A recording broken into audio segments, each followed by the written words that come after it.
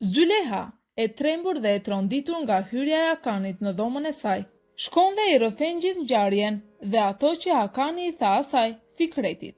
Fikret nga ana tjetër përpiqet të qetësojë Zylehan dhe t'i tregojë asaj mbështetjen e tij. Ai mundohet të zbulojë se kush hyri në dhomën e Zylehas, por arrin shumë vonë.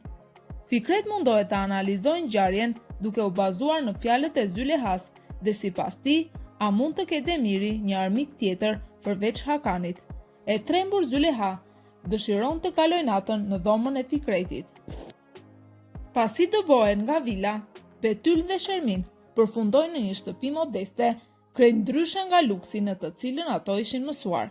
Shermin, gjithmonë e fokusuar në statusin shoqëror dhe manipulimin, ndjen turp dhe zemërim të madh, ajo nuk e pranon realitetin e ri dhe përpiqet të nxjisë Betylin të marrë hak.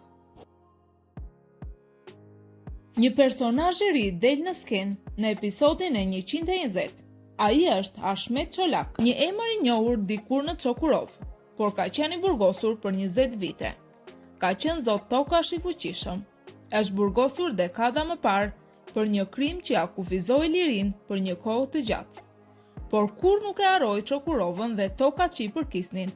Pas lirimit, ai kthehet i zemëruar, i vendosur për të rimarrë tokat, pushtetin dhe respektin që dikur kishte. Ai nuk e pranon faktin që Zyleha, një grua, është tani zonja e parë e Çokurovës. Gülten shoqërohet nga Çetin për një kontroll mjekësor. Në këtë vizitë, ata përjetojnë një moment të paharrueshëm, për herë të parë dëgjojnë rrahjet e zemrës së foshnjës së tyre.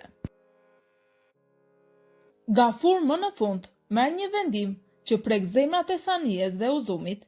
Me paratë e fituara nga toka që shiti, arrin të blejë një shtëpi të thjeshtë dhe të ngrohtë që tashmë është e tyre. Sanje, e lodhur nga vitet e shërbimit dhe gjithmonë e përkushtuar ndaj familjes, emocionohet thellësisht. Ajo nuk e ka pritur një xhest të tillë nga Gafuri, i cili shpesh ka qenë i ngathët dhe ka gabuar. Por këtë herë ai e tregoi veten si një burr i vërtet. Shermin dhe Betyl, të mbushura me mblef dhe zemërim, vendosin të shkojnë tek restoranti ku Zyleha po darkon me figura të rëndësishme të qytetit. Qëllimi i tyre është për të diskredituar Zylehan para të gjithëve, duke hedhur thashë theme akuza që prekin nderin e saj. Zyleha nuk e humb qetësinë. Ajo i shikon drejt në sy dhe nxjerr dokumente dhe prova konkrete që vërtetojnë se Betyl ka përvetësuar paratë të kompanisë dhe ka firmosur dokumente të falsifikuara. Njerëzit në restorant reagojnë me habi dhe përbuzje ndaj Betylit dhe Sherminit. Ato largohen të poshtëruara, të turpëruara para të gjithëve.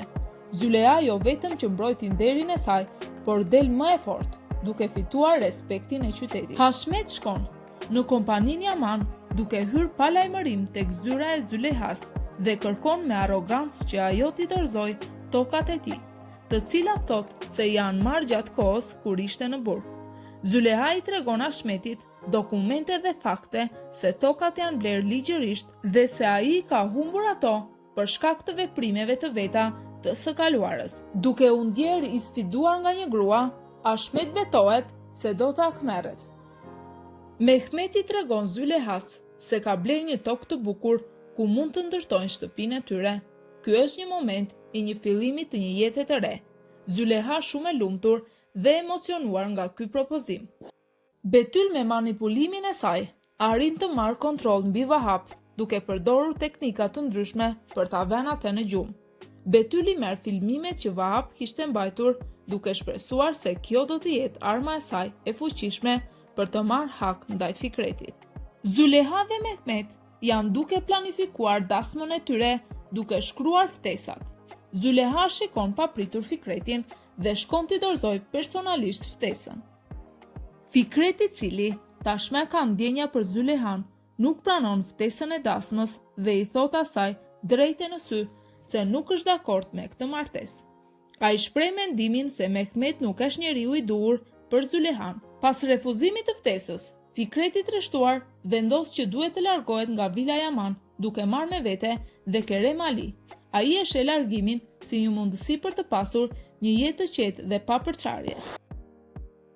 Lutfia i shpjegon Zylehas se Akan është i përfshirë në një rrjet të errët dhe kjo shoqëri me Abdulkadirin do të thotë se ai ka qenë pjesë e disa krimeve të mëdha, përfshirë dhe kurthin ndaj Fikretit dhe mundësinë për të shkatruar gjithçka. Pas fjalëve të Lutfie, Zyleha e shokuar vendos të heqë dorë nga martesa me Mehmetin. Sania dhe Gülten, rrugës për në shtëpi, hasen me një problem të papritur me makinën. Ato vendosin të ndërrojnë gomën për të vazhduar udhëtimin e tyre. Por papritur Çolak, bashkë me djalin e tij, shkakton një aksident të rënd që do të ndryshojë fatin e Sanies dhe Gülten. Ata të friksuar për pasojat e aksidentit, vendosin të largohen nga vendngjarja dhe të shmangin arrestimin.